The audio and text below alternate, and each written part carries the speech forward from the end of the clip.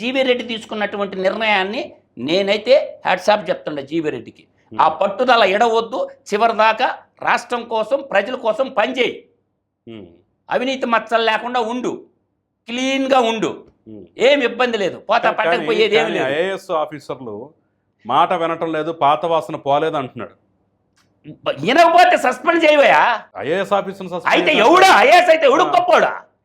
వెళ్ళిపోరా bye అనొచ్చు, నువ్వు రాబా ఆఫీస్కే బట్టలు ఓడి తీసి నిలబెడతా ఐఏఎస్ ఆఫీసర్ని.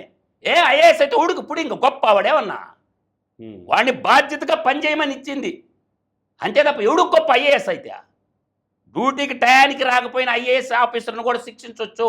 ఉదయాన కుర్చీలో వచ్చి సాయంత్రం దాకా సీసీ కెమెరాలు పెట్టు, వాడు ఏడాడికి పోతుండో మొత్తం రికార్డు, వాడు ఎక్స్పెండిచర్ డిఏలు మొత్తం ఈ బయటికి విజిలెన్స్ని పెట్టు, ఇన్కమ్ ట్యాక్స్ పెట్టు, ఇన్కమ్ ట్యాక్స్ కంప్లైంట్ చేయి, ఆదాయానికి మించి ఆస్తుల్లో దొరికిపోతాడు.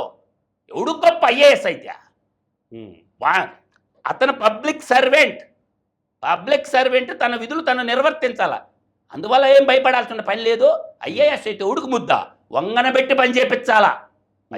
ఇష్టం లేకపోతే మానేసి పోరా బాయ్, రిజైన్ చేసి పో.